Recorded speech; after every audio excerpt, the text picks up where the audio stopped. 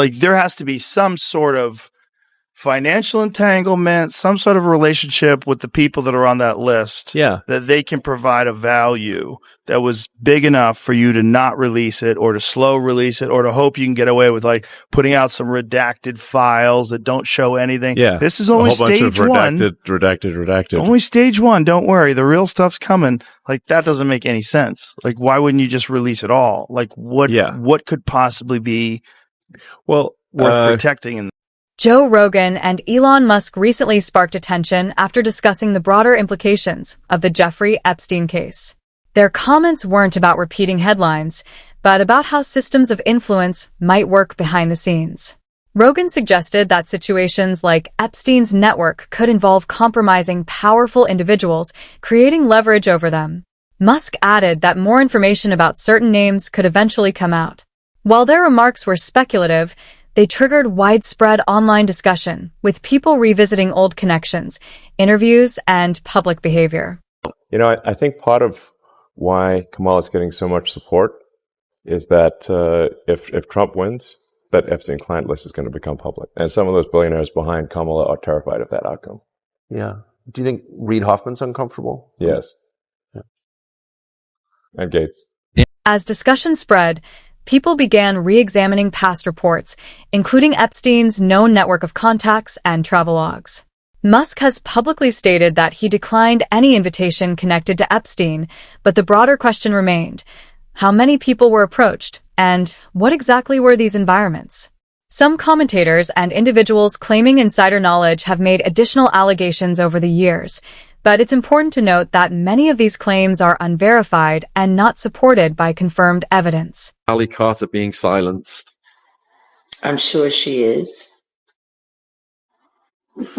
I hope it's not my fault.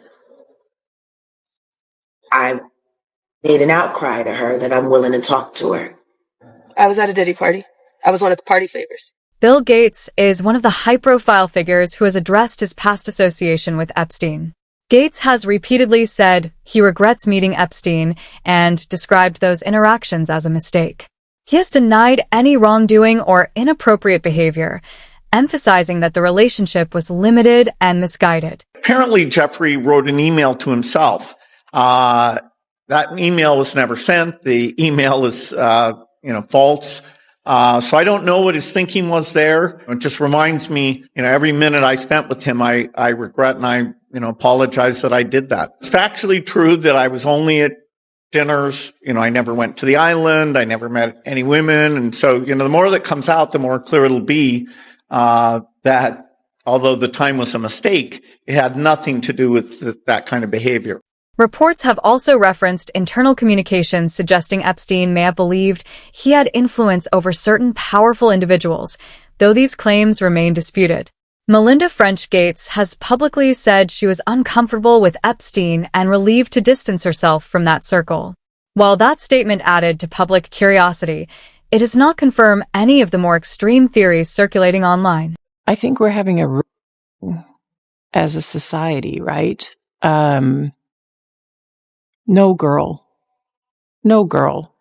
should ever be put in the situation that they were put in by Epstein and whatever was going on with all of the various people around him. No girl.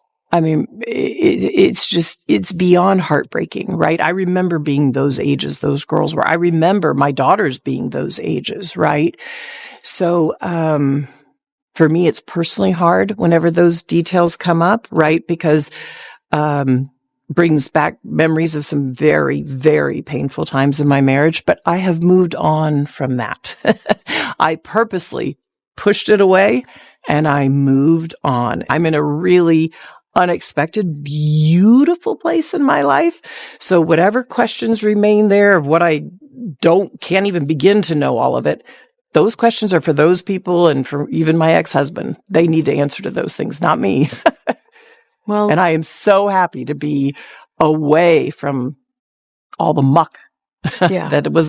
Rogan's broader point focused on how systems like Epstein's could rely on secrecy, trust, and privacy to function. Once individuals are connected to such environments, Even indirectly, reputational risks alone can create long-term consequences. There have been lawsuits and allegations involving various public figures over the years, but each case is separate and must be evaluated based on verified evidence rather than speculation. Really? I mean, but hey, it was curious. I got a chance to see some things. Yeah, but you were 13. What were you seeing? I went there to see the lifestyle. Right. And I saw it. And it was, but I don't know if I could indulge and understand what I was even looking at. It was pretty wild. You're a dad now. Would you ever send your kid to Puffy camp? Hell no. See, taking over the border was for who?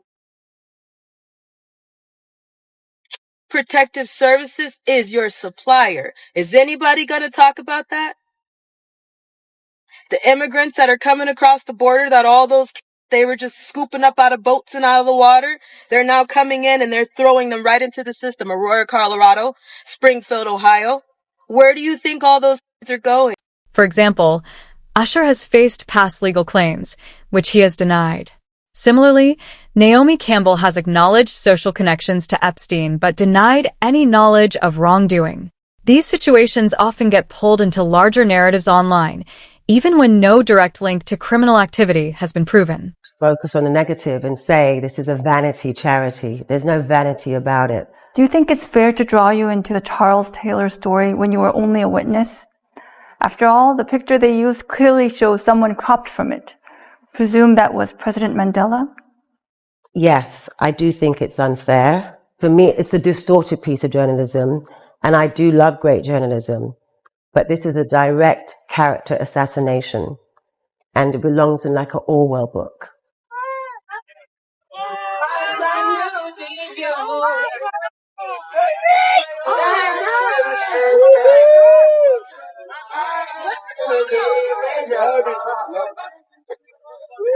Rogan's argument is that if a network like Epstein's existed at a high level, it likely involved more than a few isolated individuals.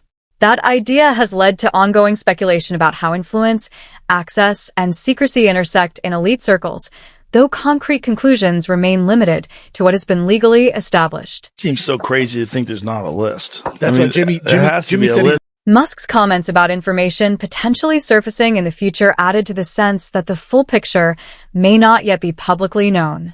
While many documents related to Epstein have been released, others remain sealed or redacted, which naturally fuels questions about transparency and accountability. Today we are producing more than 3 million pages, including more than 2,000 videos and 180,000 images. In total, that means that the department produced approximately 3.5 million pages in compliance with the Act. At the same time, it's important to separate confirmed facts from online narratives. Some public figures have distanced themselves from past associations, and public records show efforts to clarify or deny involvement. The key issue remains what has been proven through investigations and court proceedings versus what is still speculation. The Epstein case continues to raise serious, real concerns about abuse of power and accountability, but conclusions about individuals should rely on verified evidence, not assumptions.